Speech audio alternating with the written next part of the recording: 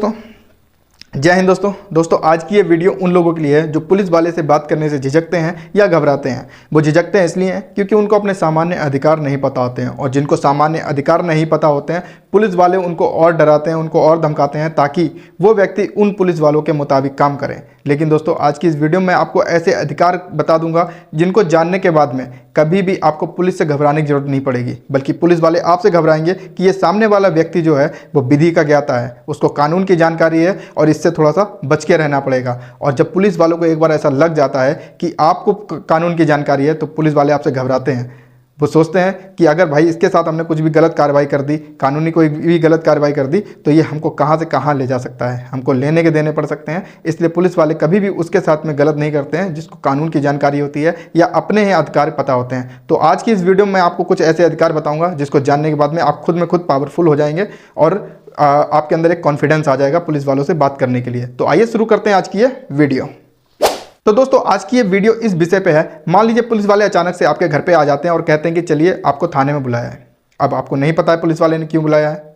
मान लीजिए आपके कोई भाई हैं, उन्होंने कोई ऐसा काम कर दिया है जिसकी वजह से पुलिस आपके घर पे आई है आपको गिरफ्तार करने के लिए, आपके भाई को गिरफ्तार करने के लिए, लेकिन वो मौजूद नहीं है। तो वो आपसे कहेंगे पुलिस वाले की थाने पर चलिए, ठीक है। या मान लीजिए आपके किसी रिश्तेदार ने या आपके पड़ोसी ने या किसी दोस्त ने आपके खिलाफ कोई कंप्लेंट कर दी है, आपको नहीं पता है कि वो कंप्लेंट क्यों कर दी है मेरे खिलाफ, ठीक है, लेकिन बस कर दिया, पुलिस वाले आए हैं आपको बुलाने के लिए, आपको नहीं पता है। तो यहाँ पर आपके कुछ अधिकार बनते हैं। आपका पहला जो अधिकार बनता है वो संविधान आपको अधिकार देता है। संविधान के आर्टिकल 22 में, संविधान का आर्टिकल 22 कहता है गिरफ्तारी से संरक्षण, यानी कि अगर आपको कोई पुलिस वाला गिरफ्तार करने आता है, पकड़ने आता है, डिटेन करने आता है तो आपके कुछ अधिकार बनते हैं। तो पहला जो आपका अधिकार बनता है वो संविधान के आर्टिकल 22 का खंड 1 आपको एक अधिकार देता है कि पुलिस वाले से आप पूछ सकते हैं कि आप भाई हमको क्यों गिरफ्तार कर रहे हैं, ये कारण हमको बताइए कि आप हमको जो पकड़ने आए हैं, ले जाने आए हैं, वो किस कारण से आ रहे हैं, पकड़ने आए हैं, वो कारण हमको आप यहाँ पर स्पष्ट कीजिए। तो पुलिस वाला आपको बताएगा। लेकिन बहुत से पुलिस वाले होते हैं, कहते हैं बहुत होशियार बन रहे हो, कहाँ लिखा हुआ है कि हमको कारण बताना पड़ेगा तुमको तभी हम तुमको ले जा सकते हैं। तो उनको आप बता सकते हो कि संवैधानिक अधिकार है हमारा, संविधान का आर्टिकल 22 है, तो उसका खंड 1 है, वो हमको ये अधिकार देता है कि आप कारण हमें बताएंगे तब हम आपके साथ चलेंगे। लेकिन उसके बावजूद भी अगर पुलिस वाला आपकी बात नहीं सुनता है, ठीक है, आपको कहता है कि चल भाई आप तुझे हम थाने में बताएंगे चल के, तो आप क्या कर सकते हैं, उसकी एक वीडियो बना सकते हैं।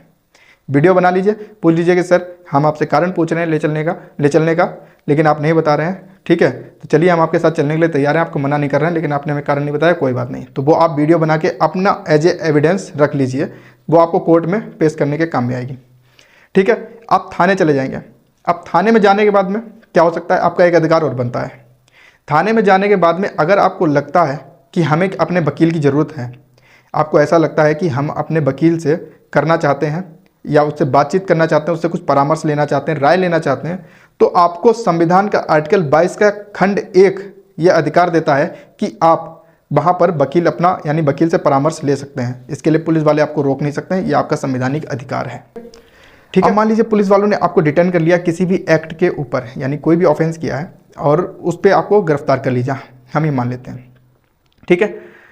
अब गिरफ्तार कर लिया है तो आपको क्या करना होगा, पुलिस वाले 24 घंटे के अंदर मजिस्ट्रेट के सामने पेश करेंगे, ठीक है। अब बहुत से पुलिस वाले होते हैं बैठा के रख लेते हैं, लेकिन उसे पेश नहीं करते हैं, किसी को डराने धमकाने के लिए बैठा के रख लेते हैं, क्योंकि मैं भी एक नागरिक हूँ और ये बात जानता हूँ कि पुलिस वाले किसी को डराने के लिए बैठा लेते हैं और सुबह छोड़ देते हैं, रात भर पूरा बैठाते हैं, सुबह छोड़ देते हैं। लेकिन क्या है कि अगर वो पुलिस वाले उसको बैठा रहे हैं तो आप कहना 24 घंटे के अंदर हमें मजिस्ट्रेट के सामने पेश करो। 24 घंटे के अंदर जब वो मजिस्ट्रेट के सामने आपको पेश करते हैं, अगर नहीं करते हैं तो आप कोर्ट जा सकते हैं, वो आपके संवैधानिक अधिकार बनते हैं।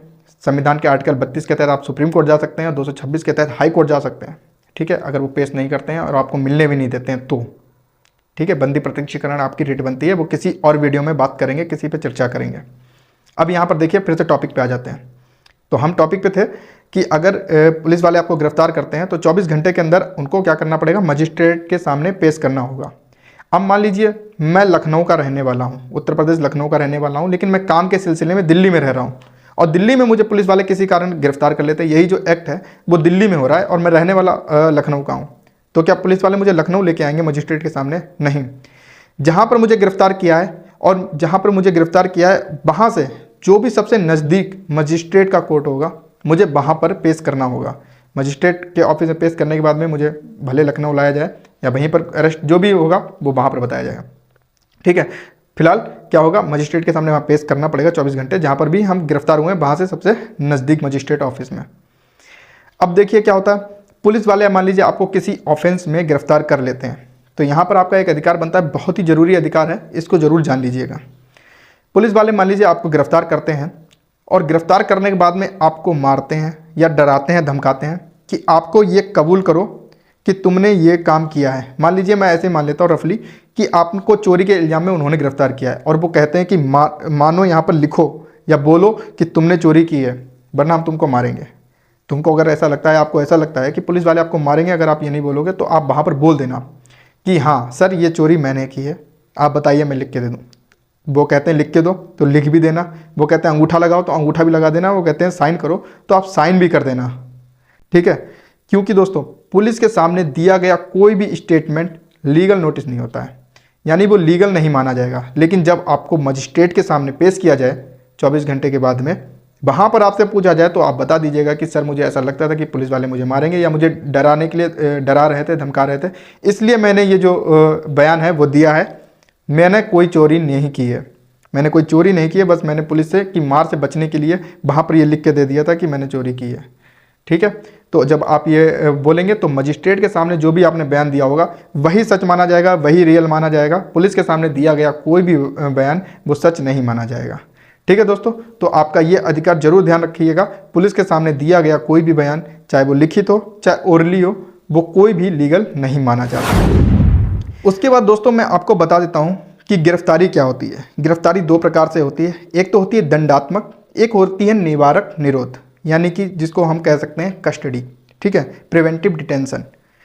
देखिए जो दंडात्मक गिरफ्तारी होती है वो हम जब कोई एक्ट कर देते हैं, कोई ऑफेंस कर देते हैं, उसके बाद में पुलिस वाले हमको गिरफ्तार करते हैं। अब मान लीजिए मैंने किसी का मर्डर कर दिया, मैंने किसी का कत्ल कर दिया, या किसी को छत से धक्का दे दिया वो नीचे गिर गया, या चोरी कर ली है, कोई भी क्राइम हमने कर दिया है, उसके बाद में अगर हमें पुलिस गिरफ्तार करती है तो वो होती है दंडात्मक। इसमें हमें 24 घंटे के अंदर पुलिस वालों को मजिस्ट्रेट के सामने पेश करना होता है। दूसरी होती है निवारक निरोध, प्रिवेंटिव डिटेंशन। ठीक है, इसमें क्या होता है कि इसमें हमें मान लीजिए कोई भी ऑफेंस करने से पहले पुलिस वाले गिरफ्तार कर लेते हैं। अब मान लीजिए अभी जैसे खान सर को गिरफ्तार कर लिया गया, जैसे कि उनके ऊपर नाम लगाया गया कि दंगा भड़काया गया है। अब उनको पुलिस वालों को ऐसा लग रहा था कि दंगा जो वो मतलब जो स्टूडेंट हैं वो थोड़े और एग्रेसिव ना हो जाएं, इसलिए उनको गिरफ्तार कर लिया गया है ताकि इसको काबू में किया जा सके।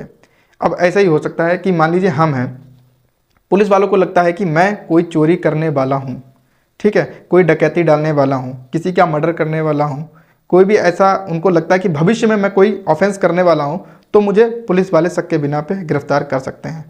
अब मैं बता देता हूँ इंट्रोगेशन, कस्टडी और अरेस्ट में क्या अंतर होता है। देखिए इंट्रोगेशन क्या होता है, जब पुलिस वाले आपको किसी काम से पूछताछ के लिए बुलाते हैं थाने पे, तो उसको इंट्रोगेशन कहते हैं। कस्टडी क्या होती है, कुछ समय के लिए पुलिस वाले आपको हिरासत में लेते हैं किसी ऑफेंस की वजह से, किसी भी मतलब ऐसा लगता है कि आप कोई कर सकते हैं, ठीक है, एक्ट, तो उसके लिए आपको कस्टडी में लेते हैं, फिर बाद में छोड़ देते हैं।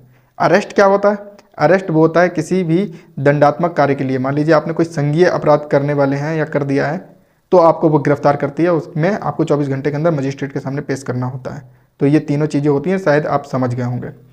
इसके अलावा अगर आपके मन में कोई भी और भी क्वेरी है तो आप मुझे कमेंट करके पूछ सकते हैं, ठीक है। और अगर आपको मेरी ये वीडियो अच्छी लगी हो तो प्लीज़ इस वीडियो को लाइक, सब्सक्राइब, शेयर करें। और नेक्स्ट वीडियो में आपको और भी ऐसे ही कुछ अधिकारों के बारे में बताऊँगा जो आपके लिए बहुत ही ज़रूरी होंगे। तब तक के लिए tata, bye bye, take care, goodbye, जय हिंद।